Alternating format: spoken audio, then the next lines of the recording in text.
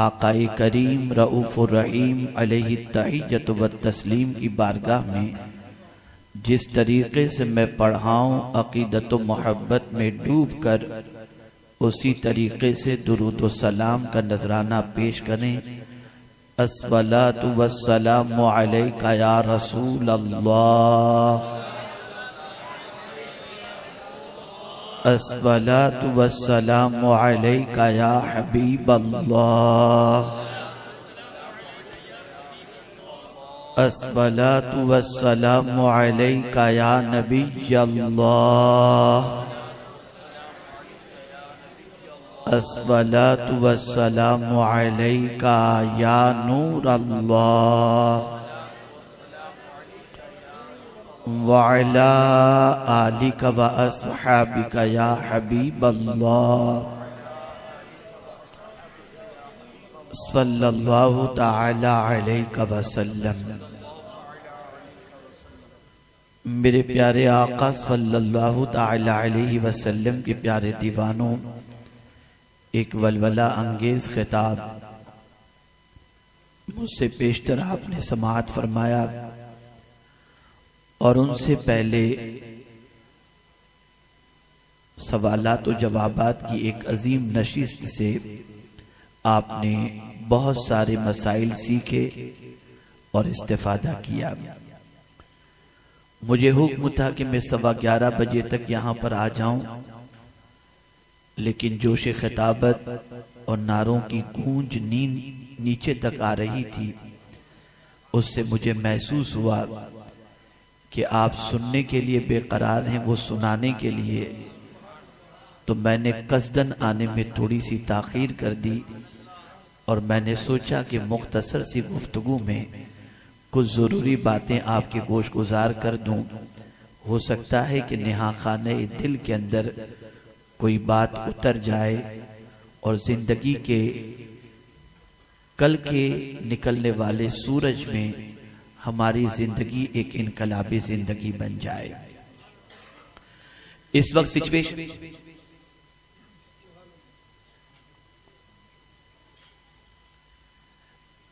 Situation ये है कि गुनाहों के सैलाब ने पूरी दुनिया के मुसलमानों को अपनी लपेट में ले लिया है। न जवानों की जवानी महफूज है, न अधेड़ उम्र की वो उम्र महफूज है, बल्कि बुराइयों का सैलाब इस तरह से अपनी लपेट में लिए हुए है कि क्या शादीशुदा और क्या गैर शादीशुदा ऐसा लगता है कि जैसे पाबंदियों की सारी जंजीरें इंसान तोड़कर वहशी जानवरों की तरह अपनी जिंदगी गुजारने के लिए तैयार है। शायद ये ऐसा कोई गुनाह हो जो सोसाइटी के अंदर पनप न रहा हो, और शायद ही कोई गैरतमंद बाप गुनाहों के सैलाब की वजह से अपनी औलाद के लिए बेचैन और बेकरार न दिखाई देता हो। इस्लाम अल्लाह का वो पसंदीदा दीन है जो गुनाहों में डूबे हुओं को भी गुनाहों से निकालना जानता है। मेरे प्यारे आका सल्लल्लाहु तआला अलैहि वसल्लम के प्यारे दीवानों, शराब पीने का जब कोई आदी बन जाए तो उसे नमाजियों के साथ रहना अच्छा नहीं लगता, शराबियों के साथ रहना अच्छा लगता है। जुआ खेलने का अगर कोई आदी हो जाए तो जुआड़ियों के साथ उसे अच्छा लगता है। ड्रग्स का अगर कोई आदी हो जाए तो ड्रग्स पीने वालों के साथ उसे अच्छा लगता है। ज़िना करने का कोई आदी हो जाए तो बुराइयों के अड्डों पर उसे अच्छा लगता है। और आप देखते होंगे कि जितना इंसान गुनाह ज्यादा करता चला जाता है उतना ही नेकों से वो दूर होता चला जाता है, या नेक लोग उसे अपने से दूर करते चले जाते हैं। इसलिए आप देखेंगे कि अगर कोई गुनहगार, सियाहकार, जिनाकार, सूदखोर अगर किसी महफिल में आ जाए तो आदमी कन्नी काट कर निकलने की कोशिश करता है कि कहीं इस ड्रग्स के आदि की बुनियाद पर हमारा शुमार भी लोग उसके साथ करने न लग जाएं। लेकिन मेरा परवरदिगार और उसके प्यारे हबीब सल्लल्लाहु ताला अलैहि वसल्लम गुनहगारों को छोड़ नहीं देते, बल्कि अल्लाह ऐसे गुनहगारों से भी मोहब्बत फरमाता है और आकाए करीम सल्लल्लाहु ताला अलैहि वसल्लम भी इनको गुनाहों के दलदल से निकालना चाहते हैं। मेरे प्यारे आका सल्लल्लाहु ताला अलैहि वसल्लम के प्यारे दीवानों, सोसाइटी का ड्रग्स इस्तेमाल करने वाला सोसाइटी की नजरों से गिर जाया करता है। शराब पीने वाला शराब पीने की वजह से सोसाइटी के करीम लोगों की नजरों से गिर जाता है। यही हाल मेरे आका सल्लल्लाहु अलैहि वसल्लम के प्यारे दीवानों, बड़े बड़े गुनाहों में जिंदगी गुजारने वाले इंसानों का होता है। एक फीलिंग होती है, एक एहसास होता है, हम तो इतने पापी हैं कि शायद अच्छा मुआशरा हमें कबूल न करे। आलिम देखता है तो गुनहगार की हैसियत से उसे देखता है, मुत्तकी देखता है सियाहकार की हैसियत से देखता है, परहेजगार देखता है पापी की हैसियत से देखता है। अगर वो निकलना चाहे भी तो सोसाइटी उसे निकलने नहीं देती, उसे इग्नोर करती है, उसे नजरअंदाज करती है। लेकिन पैगंबर रहमत सल्लल्लाहु ताला अलैहि वसल्लम अपने कैसा भी उम्मती उनका क्यों न हो, मेरे आका उसे जाय होना नहीं देते और जाय होने से बचाना चाहते हैं तो अपने गुनहगार उम्मती को मुजदा सुनाते हैं। ऐ गुनाहों में डूबे हुए बंदे, मैं तुझे एक नुस्खा अता करता हूं, अगर तू उस नुस्खे को अपना ले तो जिंदगी भर के किए हुए सारे गुनाहों का वो तेरे लिए नजात का सबब बन जाएगा और छुटकारे का जरिया बन जाएगा। आकाए करीम सल्लल्लाहु अलैहि वसल्लम ने फरमाया, अत्ताइबु मिनज़ ज़म्बी कमल ला ज़म्बला, तौबा करने वाला गुनाहों से ऐसा पाक हो जाता है जैसे उसने कभी गुनाह किया ही नहीं। मुझे आज आपको ये समझाना है कि इबादत के जरिए इंसान वली बनता है, रियाजत के जरिए इंसान वली बनता है, तिलावत के जरिए इंसान वली बनता है। आपने आज तक यकीनन सुना होगा कि कसरत नवाफिल के जरिए बंदा वली बनता है। आज तक आपने सुना होगा कसरत हज की बुनियाद पर इंसान वली बनता है। आपने आज तक सुना होगा कसरत तिलावत की बुनियाद पर इंसान वली बनता है। आज तक आपने सुना होगा कसरत ज़कात की बुनियाद पर इंसान अल्लाह का वली बनता है। आपने आज तक सुना होगा वालिदैन की खिदमत की बुनियाद पर इंसान वली बनता है। लेकिन आज मैं आपको ऐसे 4 वाकयात सुनाऊंगा जिससे आप महसूस कर सकेंगे कि अल्लाह के वो बंदे जिनकी जिंदगी गुनाहों में गुजरी और जिनकी जिंदगी गुनाहों में डूबी हुई थी, उन गुनाहों में डूबे हुए होने के बावजूद वो कौन सा अमल उन्होंने किया जिसकी वजह से विलायत के ऊंचे मकाम पर अल्लाह ने उन्हें पहुंचा दिया। ये नहीं कि नेक बना दिया, बल्कि विलायत के ऊंचे मकाम पर पहुंचा दिया। आइए मैं आपको बताऊं, मेरे प्यारे आका सल्लल्लाहु ताला अलैहि वसल्लम के प्यारे दीवानों, सूद बहुत बड़ा गुनाह है, इंटरेस्ट बहुत बड़ा गुनाह है।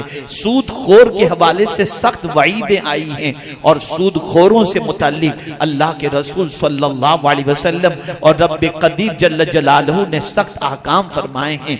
आप जरा सोचें, जमाने के अंदर सूद को बहुत बुरा समझा जाता है, ब्याज को बहुत बुरा समझा जाता है और सूद खाने वाले को हिकारत की नजर से देखा जाता है। अल्लाह अकबर, मेरे प्यारे आका सल्लल्लाहु ताला अलैहि वसल्लम के प्यारे दीवानों, लेकिन तारीख के अंदर एक ऐसा वाकया भी मिलता है जिसे दुनिया हबीब अजमी के वाक़े के नाम से याद करते हैं। आप जानते हैं ये हबीब अजमी कौन थे? सूद का कारोबार था, लोगों से सूद वसूल करते थे, सूद पर पैसा देते थे और इनकी आदत थी जब किसी को सूद देते थे तो सूद का पैसा लेने के लिए, ब्याज लेने के लिए, इंटरेस्ट लेने के लिए जब किसी के यहां चले जाते तो कभी खाली हाथ नहीं लौटते थे। अल्लाह अकबर, हबीब आजमी जब किसी गली से गुजरते तो नन्हे से खेलते हुए बच्चे कहा करते, किनारे हो जाओ, हबीब आजमी सूद खोर आ रहा है, कहीं ऐसा न हो कि उसके कदमों की धूल उड़ करके हमारे चेहरे पर आ जाए जिसकी वजह से हम भी अल्लाह के अजाब में गिरफ्तार हो जाएं। आप अंदाजा लगाइए, हबीब आजमी सूद का कारोबार करते थे, इंटरेस्ट का कारोबार करते थे। अल्लाह अकबर, मेरे प्यारे आका सल्लल्लाहु ताला अलैहि वसल्लम के प्यारे दीवानों, एक शख्स को उन्होंने सूद पर पैसा दिया था। जब उसके घर पर पहुंचे और पहुंचने के बाद आपने तकाजे के लिए जब दरवाजे पर दस्तक दी, वो शख्स घर पर मौजूद नहीं था, उसकी बीवी घर में मौजूद थी। हबीब आजमी ने कहा, मैं अपना सूद लेने के लिए आया हूं। औरत ने जवाब दिया, मेरा शौहर इस वक्त घर पर नहीं है, वो तुम्हारे सूद के इंतजाम के लिए दर बदर की ठोकरें खा रहा है, कमाई के लिए गया है, मेहनत और मशक्कत के लिए गया है, वो शाम तक लौटेगा, अगर कुछ लेकर आता है तो तुम्हारे पास पहुंचा देगा। तब हबीब आजमी ने कहा था, जानते हो मेरी आदत है कि जब मैं किसी के यहाँ जाता हूं तो बगैर ब्याज के पैसे लिए हुए, इंटरेस्ट के पैसे हुए वापस नहीं आता, अगर तुम्हारे पास कुछ है तो दे दो। उस खातून ने कहा, हाँ बकरी का एक सर मौजूद है जो मेरे पास है, अगर तुम चाहो तो उसे ले जा सकते हो, इसलिए कि इसके अलावा मेरे बच्चों को और मेरे खाने का और कोई जरिया नहीं है। अल्लाह अकबर। हबीब आजमी ने कहा, मुझे वही दे दो। वो लेकर के अपने घर पहुंचा और पहुंचने के बाद अपनी बीवी से कहा, इसे पकाओ ताकि हम इसे अच्छी तरह से खाएं। अल्लाह अकबर। चूल्हे के ऊपर हंडी रख दी गई, उसमें बकरी का वो सर रख दिया गया। थोड़ी देर के बाद जब ऐसा महसूस हुआ कि गोश्त तैयार हो चुका है, महसूस हुआ कि खाना तैयार हो चुका है और हंडी में जो मौजूद सर है वो पक चुका है, तो हबीब आजमी ने अपनी बीवी से कहा, जल्दी से वो सर लाओ ताकि खा करके मैं अपनी भूख को मिटा सकूं। अल्लाह अकबर। मेरे प्यारे आका सल्लल्लाहु ताला अलैहि वसल्लम के प्यारे दीवानों, आप जरा सोचें, वो जैसे ही हंडी को नीचे उतारकर उसके अंदर जैसे ही तलाश करती है कि वो सर पक चुका होगा, लेकिन आप जानते हैं हंडी में उस सर की बजाय पूरा खून बन चुका था। अल्लाह अकबर। खून को देखने के बाद हबीब आजमी की बीवी ने कहा, देखो ये सूद के पैसे का अंजाम है, तुम लोगों का खून चूस चूस करके सूद जमा करते हो। अल्लाह अज़्ज़ व जल्ल से डरो, परवरदिगार का खौफ अपने दिल में रखो, तौबा करो। हबीब आजमी के दिल की दुनिया बदल चुकी थी। हबीब आजमी ने दिल में ख्याल पैदा किया कि इस वक्त रुए जमीन पर अल्लाह के बरगुज़ीदा बंदे हजरत हसन बसरी रज़ियल्लाहु ताला अन्हु हैं, जो ताबई हैं। अल्लाह अकबर। मैं जाता हूं उनकी महफिल में और जाने के बाद उनके हाथों पे तौबा करता हूं और आज के बाद मैं कभी सूद का कारोबार नहीं करूंगा। जिनका पैसा आज तक मैंने लिया है उसे मैं लौटा दूंगा और अगर याद नहीं है तो अल्लाह की बारगाह में तौबा इस्तिग़फ़ार कर लूंगा। हबीब आजमी इस नीयत से, जो इससे पहले सूद का कारोबार करते थे, तौबा की नीयत से बड़े हजरत हसन बसरी की महफिल में पहुंचे। हजरत हसन बसरी रज़ियल्लाहु ताला अन्हु तौबा पर तकरीर कर रहे थे, तौबा पर खिताब फरमा रहे थे और खिताब करते हुए जोश खिताबत में इरशाद फरमाते हैं, अगर कोई सच्चे दिल से तौबा कर ले तो मेरा मौला उसके गुनाहों को माफ फरमा देता है, चाहे वो कितना बड़ा गुनहगार क्यों न हो, चाहे वक्त का हबीब आजमी ही क्यों न हो। अल्लाह अगर सच्चे दिल से वो तौबा कर ले तो उसके गुनाहों को माफ फरमा देता है। हबीब आजमी उस महफिल में मौजूद थे, खड़े हो गए, कहा, हुजूर आपने क्या फरमाया, दोबारा फरमा दें। हजरत हसन बसरी ने फरमाया, अगर कोई सच्चे दिल से तौबा कर ले मौला उसकी खताओं को माफ फरमा देता है, चाहे वो वक्त का हबीब आजमी ही क्यों न हो। उसने फिर कहा, हुजूर एक बार और फरमा दीजिए। हजरत हसन बसरी को मालूम नहीं था कि यही हबीब आजमी है। अल्लाह अकबर। जैसे ही हजरत हसन बसरी ने तीसरी मर्तबा फरमाया, अल्लाह अज़्ज़ व जल सच्ची तौबा करने वाले के गुनाह को माफ कर देता है, चाहे वो हबीब आजमी ही क्यों न हो। हबीब आजमी आगे आए, हजरत हसन बसरी का हाथ पकड़ा, कहा, हुजूर मैं ही वक्त का नाकारा इंसान और मशहूर जमाना सूदखोर हबीब आजमी हूं, मैं तौबा की घर से हाजिर आया हूं। हजरत मेरे लिए दुआ कर दें, अल्लाह मेरे गुनाहों को माफ फरमा दे। मैं सच्चे दिल से आपके हाथों पे तौबा करता हूं, आज के बाद सूद का कारोबार नहीं करूंगा और जिसका मैंने सूद आज तक लिया है और मुझे याद है, मैं सबको उनका पैसा लौटा दूंगा।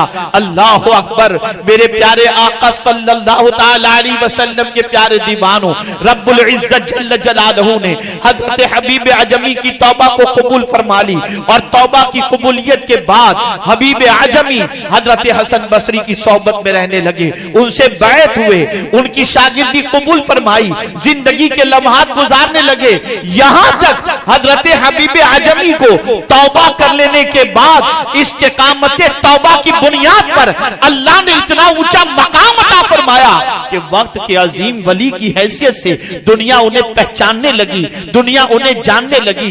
यहां तक कि मेरे प्यारे आका सल्लल्लाहु अलैहि वसल्लम के प्यारे दीवानों, चूंकि हजरत हबीब आजमी की जबान आजमी होने की वजह से मखारिज अरबियों की तरफ पुख्ता नहीं थे, इसलिए हजरत हसन बसरी रज़ी अल्लाह तआला अन्हु एक मर्तबा नमाज पढ़ने के लिए जब पहुंचे तो इत्तफाक से मगरिब की नमाज का वक्त हो चुका था और मुसल्ले इमामत पर हजरत हबीब आजमी मौजूद थे और नमाज पढ़ा रहे थे। हजरत हसन बसरी के दिल में ख्याल पैदा हुआ, ये आजमी है, इसकी जबान के अंदर प्रोनाउंस के सिलसिले में, मखारिज के सिलसिले में अरबियों वाला लबो लहजा नहीं है और फिर सूद से इन्होंने तौबा की है। अल्लाह अकबर, दिल में थोड़ा सा ख्याल आया, अल्लाह अल्लाह मैं इनके पीछे नमाज पढ़ूं या न पढ़ूं, इस तजस्सुस में थे। बहरहाल नमाज मुकम्मल हुई। नमाज के बाद हजरत हसन बसरी रज़ी अल्लाह तआला अन्हु, रात होती है, बिस्तर पर महवे ख्वाब होते हैं, ख्वाब के अंदर जलवे इलाही नजर आया। अल्लाह की बारगाह में अर्ज करते हैं, ए मेरे करीम, मैं तेरी रजा चाहता हूं, जरा मुझे कोई ऐसा अमल बता दे जिसके करने के बाद तेरी रजा मुझे हासिल हो जाए। मेरे करीम ने फरमाया, ए हसन, मैंने तुझे आज मगरिब की नमाज का वक्त अता किया था, अगर तू हबीब अजमी के पीछे नमाज अता कर लेता मेरी रजा की दौलत तुझे मयसर आ जाती।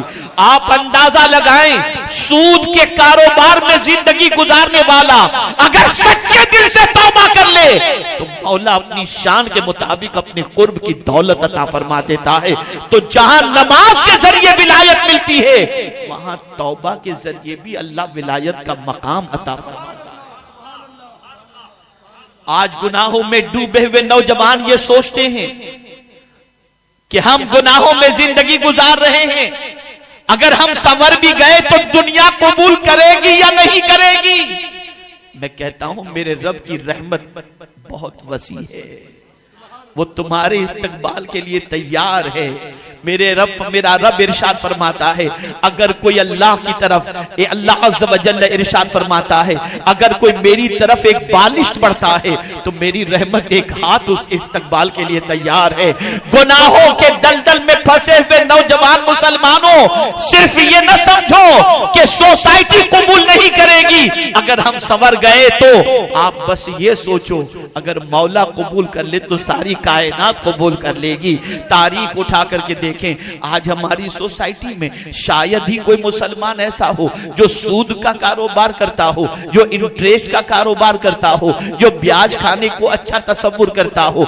मेरे प्यारे आका सल्लल्लाहु तआला अलैहि वसल्लम के प्यारे दीवानों, इसीलिए मेरे आका ने इरशाद फरमाया, अत्ताइबु मिनज़ ज़म्बि कमल ला ज़म्बला। मेरे प्यारे आका सल्लल्लाहु अलैहि वसल्लम के प्यारे दीवानों, आइए एक और वाकया मैं आपकी गोश गुजार करूं, इसलिए कि मैं चाहता हूं सोच की करेक्शन हो जाए। बहुत सारे नौजवान संवरना चाहते हैं और मैं उनसे भी कहूंगा जो नमाज बहुत ज्यादा पढ़ते हैं, जो शरीयत की बहुत ज्यादा पासदारी करते हुए दिखाई देते हैं, अगर कोई बिगड़ा हुआ नौजवान तौबा करके सीधे रास्ते पर आ जाए, खबरदार उसे कभी ताना मत देना।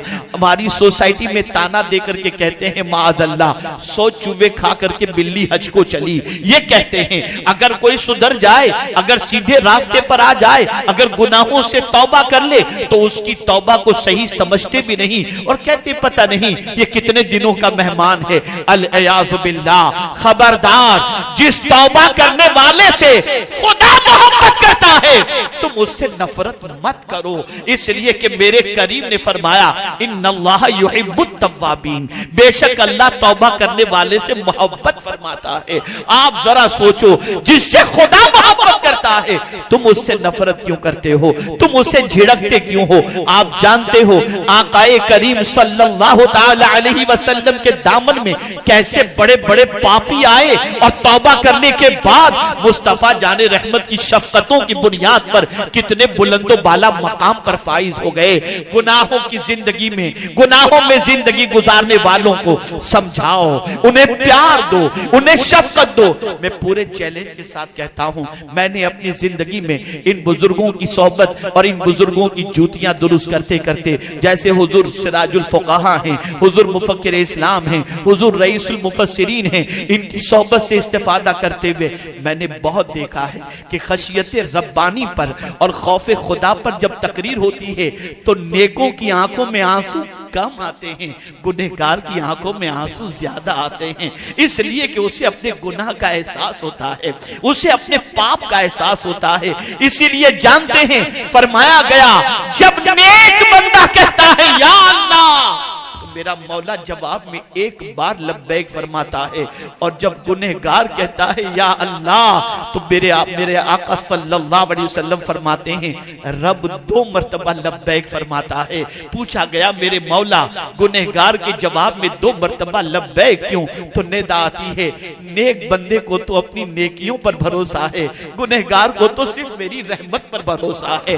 ऐ रसूल आजम सल्लल्लाहु अलैहि वसल्लम के दीवानों, याद रखें गुनाहों में जिंदगी अगर गुजरी है, तौबा का दरवाजा खुला हुआ है। अल्लाह की बारगाह में सच्चे दिल से रुजू कर लो, अल्लाह की बारगाह में सच्चे दिल से तौबा कर लो। तारीख का एक और वाकया मैं आपके सामने बताऊं, दुनिया जानती है हजरत बिश्र हाफी को। अल्लाह अकबर, ये बिश्र हाफी कौन थे? जवानी की जिंदगी थी, शराब के शौकीन थे, शराब के नशे में जिंदगी गुजरा करती थी। अल्लाह अल्लाह, शराब के नशे में धुत होकर, मस्त होकर एक गली से गुजर रहे थे, नशे का खुमार था। रास्ते में एक पर्चा पड़ा हुआ देखा, जिस पर्चे पर बिस्मिल्लाहिर्रहमानिर्रहीम लिखा हुआ था। ये देखते ही रोंगटे खड़े हो गए, नशे की हालत में है। ख्याल आया मेरे रब का नाम और इस तरह से जमीन पर पड़ा हुआ है। उस पर्चे को उन्होंने उठाया, उसको मुअत्तर किया, उस पर इत्र लगाया, बुलंदी पर रख दिया। रात को सोते हैं तो गैब से आवाज आती है, ऐ बिश्र तूने मेरे नाम पर इत्र लगाकर बुलंदी पर पहुंचा दिया, मैं तेरे नाम की खुशबू पूरी दुनिया में पहुंचा दूंगा। अल्लाह अकबर, हजरत बिश्र ने तौबा कर ली और विलायत के ऊंचे मकाम पर फाइज हो गए। आप जरा सोचो, आप जरा गौर करो। ऐ रसूल गिरामी वकार सल्लल्लाहु ताला अलैहि वसल्लम के दीवानों, मायूस मत हो जाओ। दुनिया ठुकराती है, दुनिया की परवाह मत करो। आज तक जिंदगी पाप में गुजरी है, तौबा का दरवाजा खुला हुआ है। अल्लाह की तरफ बढ़ करके देखो, एक बालिश बढ़ोगे उसकी रहमत एक हाथ तुम्हारे लिए इस्तकबाल को तैयार है। और हद तो ये है कि मेरा मौला फरमाता है, अगर कोई चलकर मेरी तरफ आता है तो मेरी रहमत दौड़कर उसका इस्तकबाल करती है। मुझे बताओ ऐ रसूल आजम के दीवानों, फिर कौन सी चीज है जो खुदा की तरफ बढ़ने से हमें रोक रही है? आज हर घर पर मुसीबतें दस्तक दे रही हैं, आज परेशानियों के बादल हर सर पर मंडला रहे हैं, आज इत्मीनान और सुकून और चैन कहीं नजर नहीं आता। क्यों? इसलिए कि कुरान ने कहा मा असाबका मिन मुसीबतिन फबिमा कसबत ऐदीकुम, और फिर आगे ये लफ्ज बता रहा है, ये अल्फाज बता रहे हैं वयाफू अन कसीर। अल्लाह अकबर, प्यार छलक रहा है, मोहब्बत छलक रही है कि तुम्हें जो कुछ मुसीबतें पहुंचती हैं वो तुम्हारे हाथों की कमाई है। और बहुत सारे गुनाह तो ऐसे हैं जो मेरा मौला यूं ही माफ फरमा देता है। आप जरा सोचो, आप जरा गौर करो।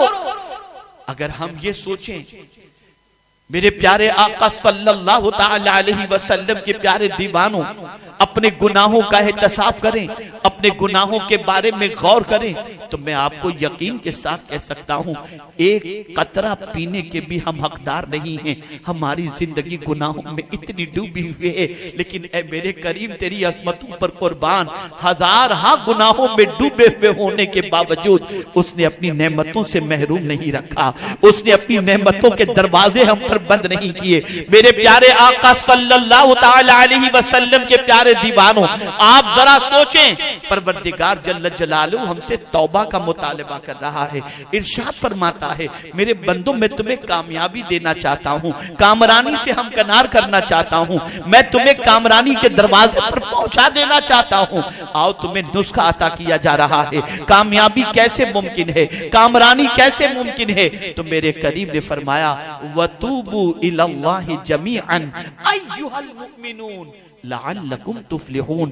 तुम सब मिलकर अल्लाह की बारगाह में तौबा करो, सब मिलकर इज्तिमाई तौर पर अपने गुनाहों से माफी मांगो, तो होगा क्या, अल्लाह करीब तुम्हें कामयाबी से हमकनार फरमा देगा, फलाह और कामयाबी तुम्हारा मुकद्दर बन जाएगी। ऐ रसूल आज़म सल्लल्लाहु तआला अलैहि वसल्लम के दीवानों, मैं तौबा के हवाले से एक बहुत छोटी सी बात, लेकिन मानवी एतबार से बहुत बड़ी बात है। हजरत अब्दुल्ला तस्तरी रहमतुल्लाह तआला अलैह से किसी ने पूछा कि हजरत तौबा का तरीका क्या है, तौबा का तरीका क्या है। इरशाद फरमाते हैं, जिस तरीके से अल्लाह के फरमान को तूने पीठ कर दिया था, यानी अल्लाह के फरमान की तरफ तेरा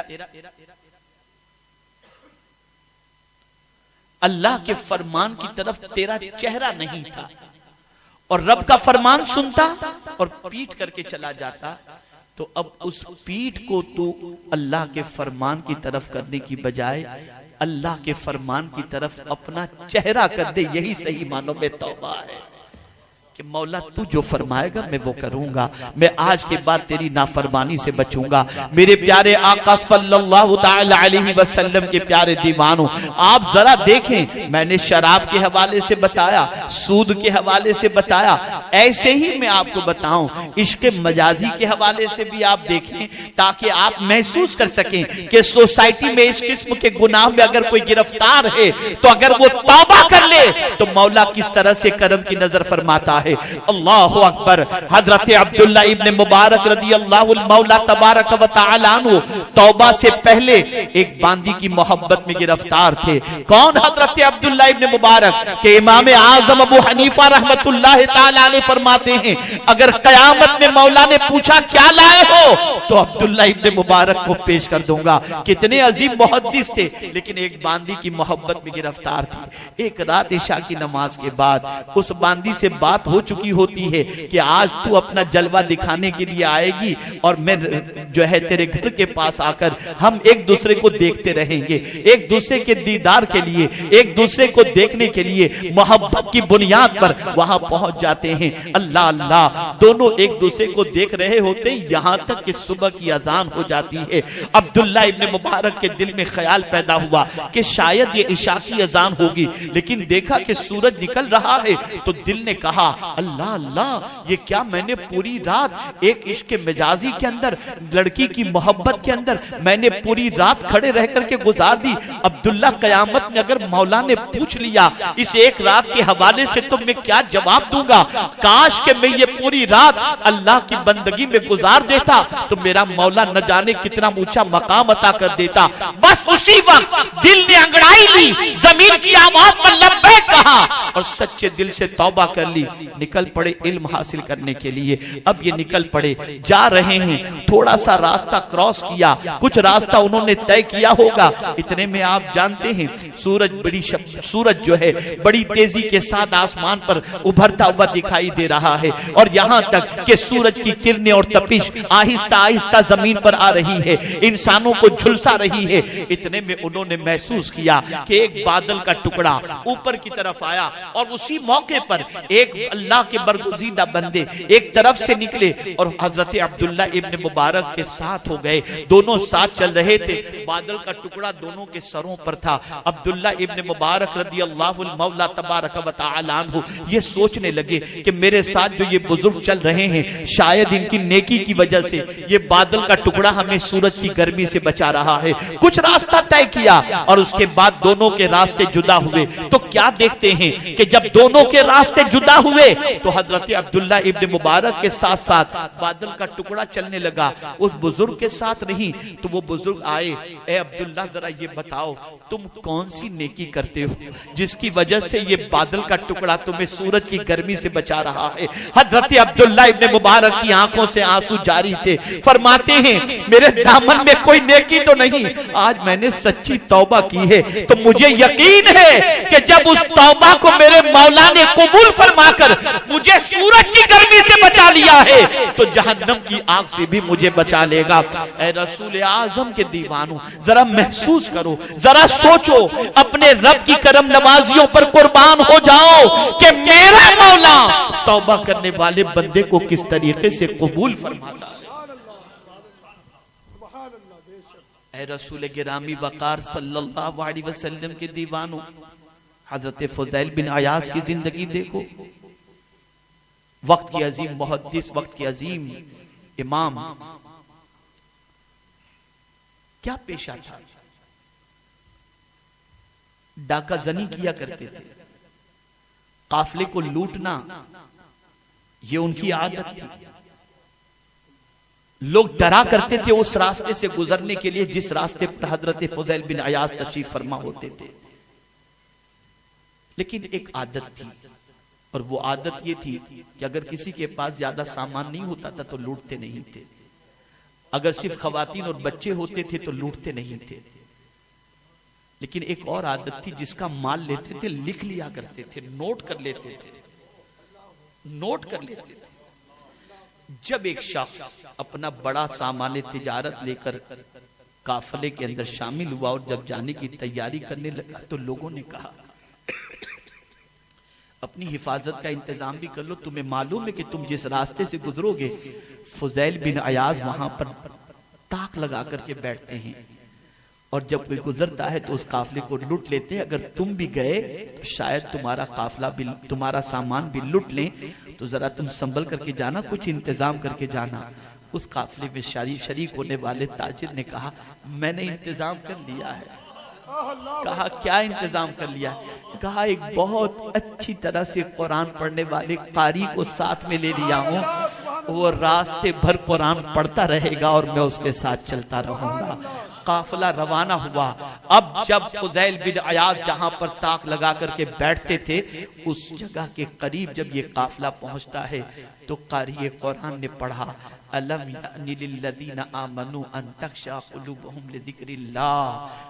क्या ईमान वालों के लिए वो वक्त नहीं आया कि उनके दिल अल्लाह की खशियत, अल्लाह के जिक्र की वजह से लरस जाएं? बस ये आयत का तर्जमा मफहूम है।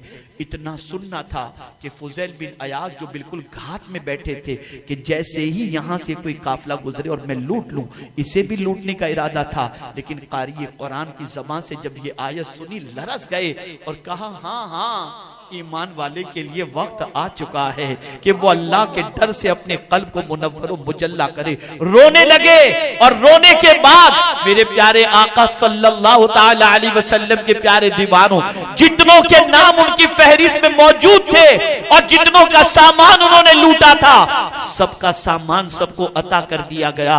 और मेरे प्यारे आका सल्लल्लाहु अलैहि वसल्लम के प्यारे दीवानों हुसूल इल्म के लिए निकले, मस्जिद नबवी शरीफ की तरफ निकले और वहां जाने के बाद दरसे हदीस उन्होंने हासिल किया।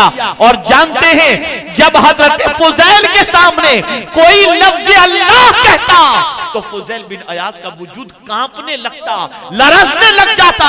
और जब हजरत फुज़ैल बिन अयाज का विसाल हुआ तो दुनिया ने कहा आज फुज़ैल इस दुनिया से नहीं गए, अल्लाह का खौफ इस दुनिया से चला गया।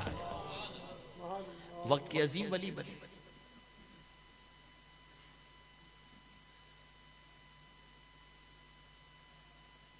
आज तक जिंदगी में आने वाले मसाइब, परेशानियां मुसीबतें, तकालीफ जो कुछ भी हैं, हो सकता है किसी गुनाह की वजह से हो, लेकिन उस करीम की अजमतों पर कुर्बान जाइए कि उसने तौबा का दरवाजा खुला रखा है। कितनी प्यारी मिसाल मेरे आका सल्लल्लाहु अलैहि वसल्लम ने बयान फरमाई। तौबा करने वाले से अल्लाह किस तरह मोहब्बत फरमाता है, बल्कि तौबा करने वाले से मेरा मौला किस तरह खुश होता है, खुश होता है। जरा उसे समझें। मेरे आका सल्लल्लाहु अलैहि वसल्लम फरमाते हैं, अगर कोई शख्स सफर पर रवाना हो, उसके पास सवारी का सामान भी हो, सामान्य सफर भी हो, मिसाल के तौर पर उसके पास ऊंट है, ऊंट पर उसने अपने सफर का सामान रख दिया और रवाना हो। बहुत गौर से सुनिएगा, गौर से सुनिएगा। और वो अपनी सवारी के साथ सफर पर रवाना हुआ, और जब काफी सफर उसने तय कर लिया और जंगलों बयाबान से जब वो गुजर रहा था, थकान महसूस हुई, और थकान के बाद उसने सोचा मैं थोड़ा सा आराम कर लूं। उसने जंगलों बयाबान के अंदर अपनी सवारी को दरख्त से बांधकर दरख्त के नीचे आराम से सो गया। अब जब आंख खुली, सवारी गायब, सवारी भी गायब और सवारी पर जो सामान्य सफर था वो भी साथ में गायब। अब आप मुझे बताइए, ऐसा शख्स जंगल के अंदर कितना परेशान होगा, कितना परेशान होगा। अब वो अपनी सवारी की तलाश में निकले और तलाश करते करते थक जाए, और थकने के बाद जब उसे सवारी न मिले और उसी जंगलों बयाबान के अंदर वो ये सोचे कि अब पता नहीं क्या होगा, और थक करके फिर सो जाए, और अचानक जब उसकी आंख खुले तो उसका सामान्य सफर भी सामने और सवारी भी सामने। सरकार फरमाते हैं, बताओ उस मुसाफिर को अपना खोया हुआ ऊंट और सामान्य सफर देखकर कितनी खुशी होगी। साहबा ने कहा उसकी खुशी की इंतहा न होगी। सरकार फरमाते हैं, जितनी खुशी उस मुसाफिर को अपने सामान्य सफर को और सवारी को देखकर होती है, उससे ज्यादा तौबा करने वाले से मेरे मौला को खुशी होती है कि वो बंदा जो मुझसे दूर था तौबा के जरिए मुझसे करीब हो गया। तो ए रसूल आजम सल्लल्लाहु ताला अलैहि वसल्लम के दीवानों, आज हमारी परेशानियां, आज हमारे दरवाजों पर मुसीबतों का दस्तक देना, आज तूफान बदतमीजी, आज हमें जिल्लत और रुसवाई के अभी खार के अंदर डालने के मंसूबे, ये सारी चीजें हो रही हैं। तो इसमें ये न समझा जाए कि गैरों की मंसूबा साजी है, कहीं हमारे गुनाहों का भी दखल है, कहीं हमारे पाप का भी दखल है। लेकिन अभी गरगरा, अभी तक हमारे हलक के नीचे रूह अटकी नहीं है, अभी सूरज जो है वो मशरिक की बजाय मगरिब से तुलू नहीं हुआ है। इसलिए सच्चे दिल से तौबा कर लो, और मेरे मौला की बारगाह के अंदर, मेरे मौला की बारगाह में जब कोई सच्चे दिल से तौबा करता है, अल्लाह ताला उसके ज़मीर का बोझ हल्का कर देता है। आप जानते हैं मेरे प्यारे आका सल्लल्लाहु अलैहि वसल्लम के प्यारे दीवानों, गुनाहों की वजह से ज़मीर बोझल हो जाता है, गुनाहों की वजह से ज़मीर पर बोझ रहता है, गुनाहों की वजह से तबीयत के अंदर बड़ी अजीब बेकरारी होती है। लेकिन जैसे ही आंसू बहते हैं, जैसे ही गुनाहों को याद करके इंसान अपनी आंखों से आंसू बहाता है, जमीर का संग धुल जाता है, तबीयत हल्की हो जाती है, बेकरारी दूर हो जाती है। बल्कि मैं आपको बताऊं, उम्मुल मुमिनीन हजरत आयशा सिद्दीका रज़ियल्लाहु ताला अन्हा ने मेरे आका से पूछा, या रसूल अल्लाह सल्लल्लाहु ताला अलैहि वसल्लम, क्या कोई ऐसा बंदा भी है जिससे कब्र में सवालो जवाब न हो, महशर के सवालात तो जवाबात से महफूज हो जाए? मेरे आका ने फरमाया, हाँ आयशा, वो एक बंदा जो अपने गुनाह को याद करके रोए, अल्लाह उसे कब्र के सवाल से महफूज रखेगा। आप जरा सोचो, अपने गुनाहों को याद करके रहो, अपने गुनाहों को याद करके अल्लाह की बारगाह में गिरफ्तारी करो। हजरत अब्दुल्ला इब्ने मुबारक ही के हवाले से, हजरत इब्राहिम इब्ने अदहम के हवाले से, अल्लाह अकबर, हजरत इब्राहिम इब्ने अदहम रहमतुल्लाह ताला अलैह गली के एक किनारे पर खड़े होकर के रो रहे थे, काफी आंसू बहा रहे थे। एक बुजुर्ग दूर से मुशाहिदा कर रहे थे कि इस जगह पर खड़े होकर ये नौजवान रो रहा है। काफी देर तक देखते रहे, फिर ख्याल आया शायद इसकी कोई चीज गुम गई होगी, इसकी वजह से ये रो रहा है, या कोई रिश्तेदार गुम गया होगा इसलिए इस जगह पर खड़े होकर के रो रहा है। लेकिन काफी देर तक जब वो बंदा वहां से हरकत नहीं करता और जुम्बिश उसको नहीं होती, तो हजरत इब्राहिम इब्ने अदहम करीब पहुंचे और इरशाद फरमाते हैं, नौजवान क्यों रो रहा है, क्या वजह है रोने की? अर्ज करते हुजूर मैं क्या बताऊं, यही वो जगह है जहां मुझसे एक बार गुनाह हुआ था और मैं जब आज यहां पहुंचा हूं तो मुझे वो गुनाह याद आ गया। कल बरोज़े क़यामत अगर जमीन का ये चप्पा मेरे खिलाफ गवाही देगा तो मैं अपने मौला की बारगाह में क्या जवाब दूंगा। इस तसव्वुर ने मुझे रुला दिया है, मैं रो रहा हूँ, बेचैन हूँ। पता ये चला मेरे प्यारे आका सल्लल्लाहु अलैहि वसल्लम के प्यारे दीवानों, गुनाह को याद करके मुस्कुराना नहीं चाहिए। वो कितनी अच्छी जिंदगी थी, वो जवानी कितनी अच्छी थी जिसमें ऐश मौज करते थे, यूनिवर्सिटी की लाइफ, कॉलेज की लाइफ। नहीं नहीं मेरे प्यारे आका सल्लल्लाहु अलैहि वसल्लम के प्यारे दीवानों, गुनाह जब भी याद करो अल्लाह की बारगाह में पेशी को भी याद करो और उस करीम की बारगाह से उम्मीद रखो कि परवरदिगार जल्ल जलालहू अपने हबीब के सदक़े में सच्ची तौबा करने वाले की तौबा को कबूल फरमाता है। तो जहां सजदे के जरिए विलायत मिलती है, रोजे के जरिए विलायत मिलती है, तिलावत के जरिए विलायत मिलती है, हज के जरिए विलायत मिलती है, माँ बाप की दुआ के जरिए विलायत मिलती है, इसी तरीके से अगर कोई सच्चे दिल से तौबा कर ले तो मेरा मौला अपने दोस्तों में उसे शामिल फरमा लेता है और उसे विलायत अता फरमाता है। अल्लाह वालों का आलम तो ये है कि वो नेकी करके भी अल्लाह से रोते। हम गौसे पाक की याद बनाते हैं, बारगाहे गौसियत माब में खराज अकीदत पेश करते हैं। वो गौसे पाक जो शिकम मादर से वली बन करके जलवा कर हुए, वो गौसे पाक जो शिकम मादर से 17 पारे के हाफिज पैदा हुए, वो गौसे पाक जो 40 साल तक इशा के वुजू से जिन्होंने फज्र की नमाज अदा फरमाई, वो गौसे पाक जिनकी माँ भी वलिया, जिनके वालिद भी वली, जिनके नाना भी वली, पूरा खानदान वलियों का खानदान नजर आता है। आप अंदाजा लगाएं, उसके बावजूद मेरे गौसे पाक काबतुल्लाह शरीफ के दरवाजे पर पहुंचते हैं तो अपना सर काबे के दरवाजे पर रख करके कहते हैं, ए अल्लाह अब्दुल कादिर के गुनाहों को माफ फरमा दे।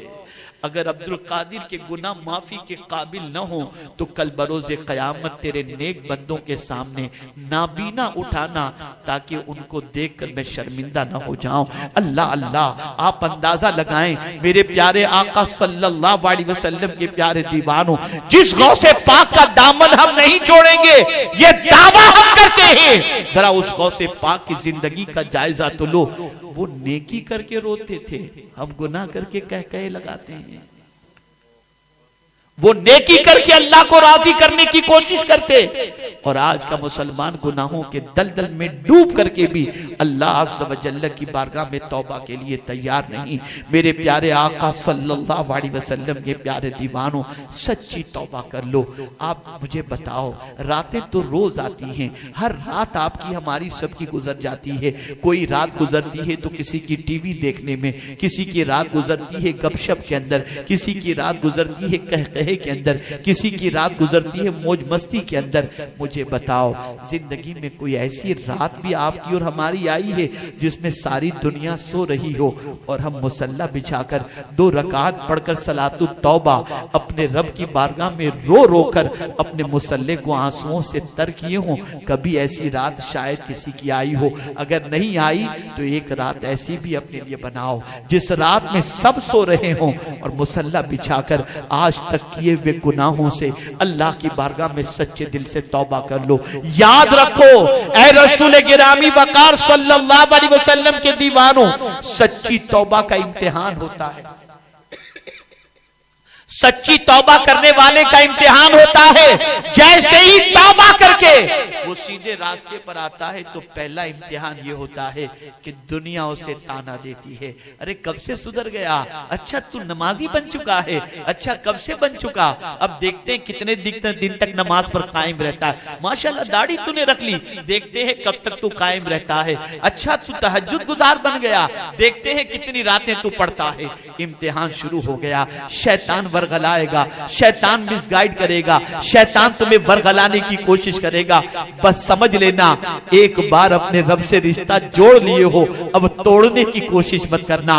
अब अगर कोई बंदा अपनी तौबा पर कायम रहता है, सारी दुनिया मिलकर के उसे शिकस्त देना चाहे वो नहीं दे सकती, इसलिए कि तौबा करने वाले के कामयाबी की बशारत मेरे करीम ने खुद अता फरमाई। तो आज मुझे आपको ये पैगाम देना है कि हम सब का वजूद इतना बोझल हो गया, बड़ी मादरत के साथ, कि अब तो नमाज भी बोझ बन गई। अब खुशू और खुजू के साथ नमाज पढ़ने की तबीयत नहीं चाहती। जो तो नमाज पढ़ करके ऐसा लगता है जैसे बोझ उतार रहे हो। मैं पूछना चाहता हूं, घंटों कहीं खड़ा रहना हो, घंटों कहीं जो है गपशप करना हो तो हमको कोई तकलीफ नहीं होती, कहीं और बैठना हो तो कोई तकलीफ नहीं होती। अल्लाह के घर में दिल क्यों नहीं लगता? कुरान मुकद्दस की तिलावत में दिल क्यों नहीं लगता? रुकू और सुजूद के अंदर दिल क्यों नहीं लगता? कयाम में दिल क्यों नहीं लगता? वजह सबसे बड़ी यह है कि गुनाहों ने हमारे हाथ पैर और सर के अंदर जंजीरें डाल दी हैं, जिसकी वजह से ये सब हमें बोझल महसूस होता है। अल्लाह वालों की शान तो ये थी, पूरी पूरी रात कयाम के अंदर गुजर जाती थी और पता भी नहीं होता था। तो इस बोझ को अगर उतारना है, इन जंजीरों को अगर तोड़ना है, तो बस उसका एक ही रास्ता है और वो है सच्चे दिल से तौबा कर लो। अगर कोई सच्चे दिल से तौबा कर ले तो मेरे करीम की शान ये है कि वो सिर्फ माफ नहीं फरमाता, बल्कि वो फरमाता है, तौबा करने वाले दुनिया तुझसे नफरत भले करे लेकिन मैं तुझसे मोहब्बत करता हूं। और जब खुदा किसी से मोहब्बत करे तो आप अंदाजा लगाएं उस बंदे का मकाम कितना बुलंद व बाला और उसकी किस्मत कितनी उरूज पर होगी। तो आज के इज्तिमा में मुझे आपको यही पैगाम देना है, अल्लाह न करे, सदबार न करे, अगर जिंदगी गुनाहों में आज तक गुजरी हो तो अब सच्चे दिल से तौबा कर लो। मुसीबतें भी छटेंगी, तकलीफें भी दूर होंगी और अल्लाह अज़्ज़ व जल्ल की रहमतों की बारिशें भी नाजिल होंगी। और सबसे बड़ी चीज, दिल को अल्लाह सुकून की दौलत से माला माल फरमा देगा। अल्लाह रब्बुल इज्जत जल्ल जलालहू आकाए करीम सल्लल्लाहु अलैहि वसल्लम के सदक़ो तुफ़ैल हम सबको सच्ची तौबा की तौफीक नसीब फरमाए। और ये भी याद रखें, अगर कोई सच्ची तौबा करे तो उसकी बरकतें कुरान और अहादीस की रोशनी में क्या हैं, जिंदगी रही तो फिर मैं कभी अर्ज करूंगा। हालांकि मुझे आज मोमिन की तीसरी सिफत का तज़किरा करना था, लेकिन चूंकि थकावट, सफ़र, शब बेदारियाँ और मसरूफियात की बुनियाद पर मैं उस हवाले से सही तौर पर मुताला न कर सका, इसलिए आज मैंने इस मौजू पर गुफ्तगू की है। जिंदगी बाकी रही तो आप इंशाअल्लाह STI चैनल पर तीसरी सिफत के बारे में और चौथी सिफत के बारे में इसी हफ्ते में कहीं से आपको इत्तला मिलेगी, आप उस बयान को सुन सकते हैं। अल्लाह की बारगाह में दुआ हम सब करें कि अल्लाह ताला हम सबको इस्तिकामत फी दीन नसीब फरमाए और सच्ची तौबा की तौफीक नसीब फरमाए। वमा अलैना इल्लल बलागुल मुबीन। अस्सलामु अलैकुम।